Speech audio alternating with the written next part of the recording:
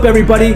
Rant'N Rich here, back for another one. Wanted to quickly get on here and talk about my betting results for UFC 242. Again, this is the event that took place last weekend, September 7th, 2019 in Abu Dhabi. And of course, by now we all know Nurmagomedov did defeat Poirier by submission in the third round. Didn't really see that coming. Same kind of way that he did Conor McGregor, I guess, right? When you think about it. Unfortunately, I did miss that fight, and I did miss the co-main event because it was just smack dab in the middle of the day. I had other things to do, but I did see the results, obviously, and I ended up seeing some highlights and things like that. But later on this week, I'm definitely going to catch up and watch both fights from beginning to end.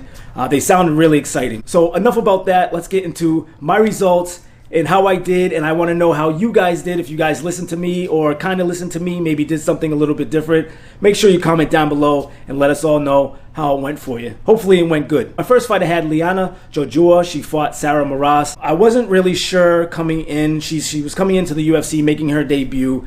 I figured it could go either two ways. She could get really nervous, freeze up, tense up, and not be herself, or she could do what she's been doing in the other organizations and come in there fully strong, young, hungry, and kick some ass. And of course, when Bruce Buffer called her name out and she walked up and she had her head down, it was like deer in headlights. I said, oh no, why did I take her? Before the fight even started, I knew she lost. She was defeating herself by not having enough confidence. So fortunately, I didn't go my normal 140 to make 100 because she was a minus 140 favorite.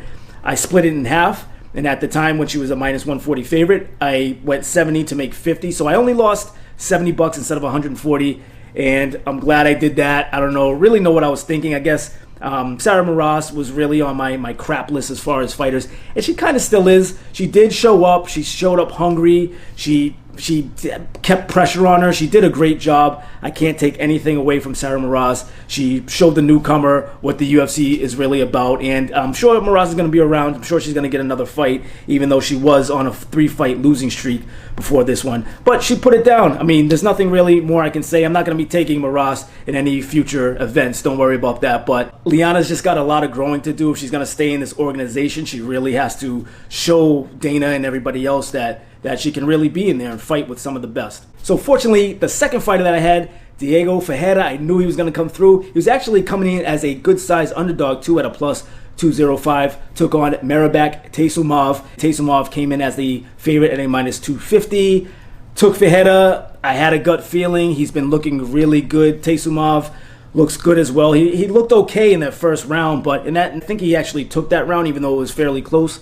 But in the second and third round, Ferreira, that experience, gassed him out. I mean, he went for a couple takedowns, and I thought it would probably go to the mat, so I did say he was going to win by submission, but the more important bet was he actually won, and he just beat him up. He beat him up for the last 2 rounds. He wore him out. You could tell Taisumov was just gassed, and Diego Ferreira would not stop. Kept coming forward, putting pressure on him, so he ended up dominating that fight and winning by decision. So I put up $100 to make 205, and that's exactly what I got. All right, and so the last fight that I took, the last fighter was also an underdog, not as big, and he ended up actually becoming even, I think, or a plus 120, but he opened up when I took him at a plus 155. He fought Edson Barboza. That's right, Paul Felder versus Edson Barboza. Edson Barboza was the favorite at a minus 175. Remember, I thought that was completely weird that he was that high.